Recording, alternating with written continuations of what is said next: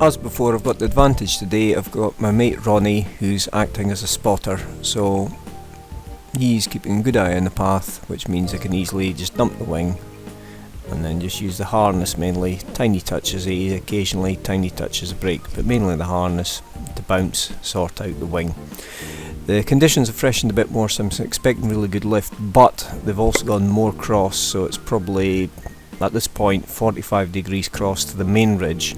So a bit of a debate, as proves true, a bit of a debate about whether I'll be able to get all the way along. One of the options could have been top landing, but I was more interested in experimenting all the way along and then doing the filming from the landing point onwards. And as it happened, that's exactly what I got.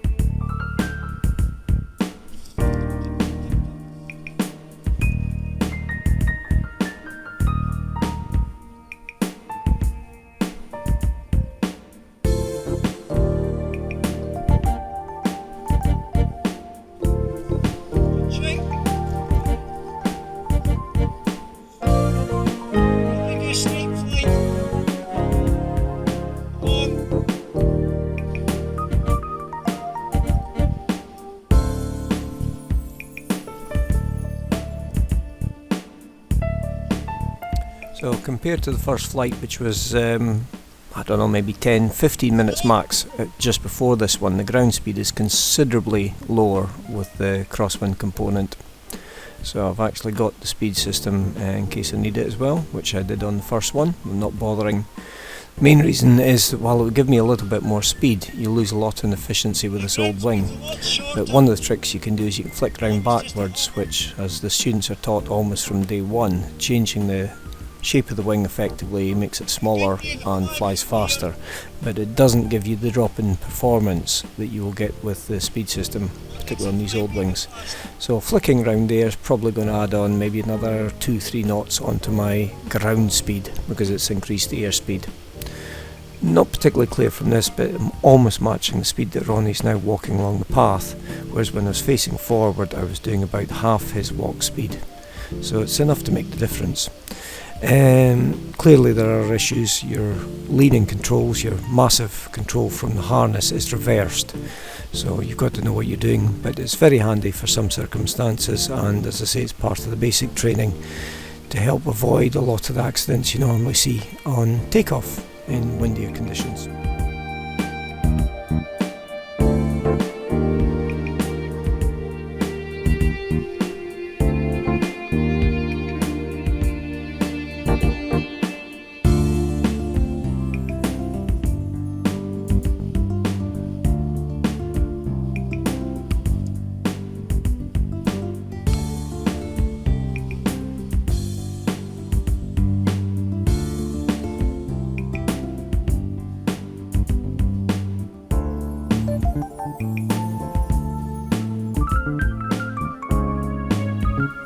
So before reaching this point, and this point is a case of a vertical reference, before reaching this point one of the options would have been a fast downwind beat back to the scoopy area of lift at the takeoff, and then come back in and top land well clear of the almost lee side of the cliff bay.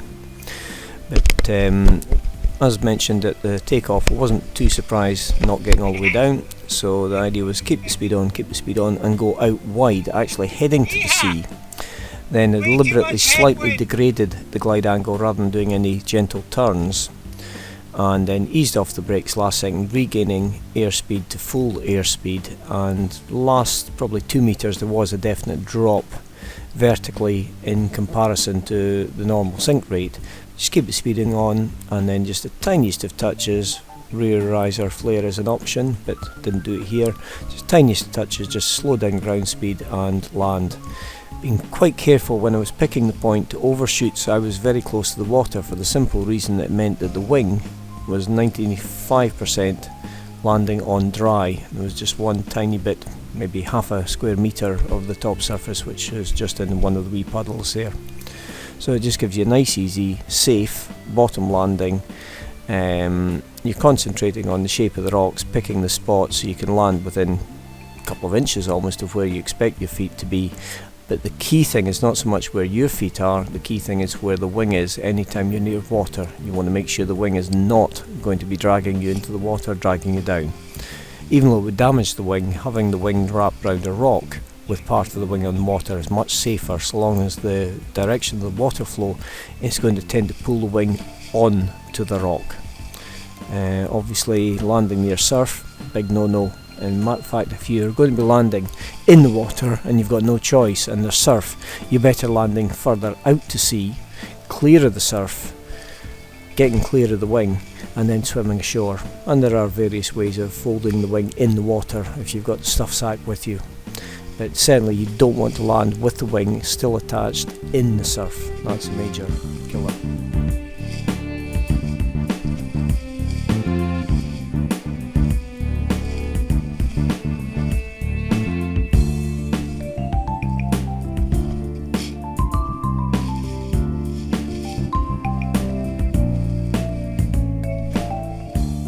With the training and practice that we do for folding the wings, part of it includes folding a wing in windy situations where you can't lay the whole thing out, or in restricted space situations.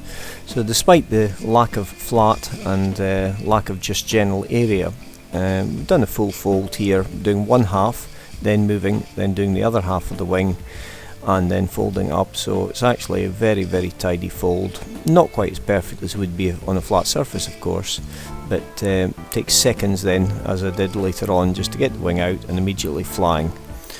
You don't have to have a mess, you don't have to have it all bundled up, you can almost always fold it. I mean, I've folded tandem wings in the house without any problem at all. It's just a case of all the various tricks and techniques that give you a neat fold despite wind or despite limited space.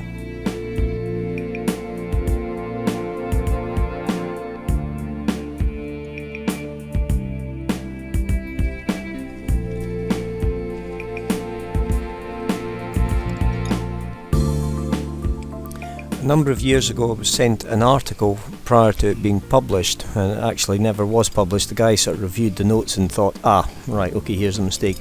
I believe he was a retired nuclear engineer, one of the members down in the Lakes. I think, can't remember the name of the club down there, but probably just Lakes Club. Anyway, he sent me this article on minimum sink. Now this was not long after yet another death on the main UK organisation with a pilot that drowned. So his article was on flying with minimum sink, trying to get back to the beaches, trying to get clear of lakes on water. And I reviewed all the data that he'd actually supplied using polar curves for the performance, and reviewed the article and pointed out that using his own data, if you actually crunched the numbers in every single case, from calm to in 5 knot steps full headwind of 20 knots to in 5 knot steps full tailwind of 20 knots, in every single case with the particular polars that he supplied, bar one case, you'd have been better not flying minimum sink as the BHPA teach. In most cases you'd end up dead, and in the one case where there was a tiny advantage, the advantage was only a couple of percentage points, and it would have made a difference on a glide flight trying to get clear of the water landing at the beach. It would have made a difference of maybe about 2-3 metres on the glide, whereas flying the way that I teach using physics, you'd have had a better chance of up to 50 metres inland of clearing the water and landing on the beach. So not too surprisingly, once he reviewed all the data and the number crunching that I'd done, that particular article was not submitted. There's no point making more people do stupid things and end up injured or killed.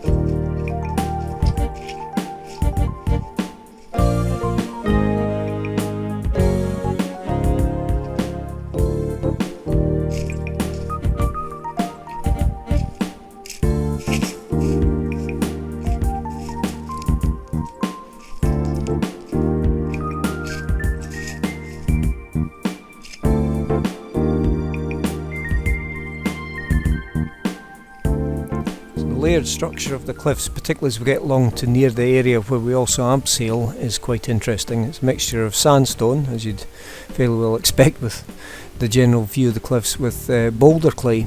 So over the years, obviously, well, millenniums, the layering has been through different things. Sandstone clearly being underwater, boulder clay type situation, I presume, is basically a washout from glacial type situations. And the bit I'm walking along here, it's not too clear on this, I'm told is actually where they originally had the sort of tram tracks, and that was when they were quarrying the sandstone for Arbroath Abbey. So it's well worth a walk along here. This particular area doesn't really have that much in the way of interesting rock pools, but certainly the strata of the cliffs is quite interesting to study. And there's a few wee sort of caves eroding under. Further along you've got the Deal's Head, but that's the other end of the ridge, and again we fly there as well, and on a good day you can actually fly the whole length, jumping all the gaps. But yeah, low tide day, it's well worth a wander.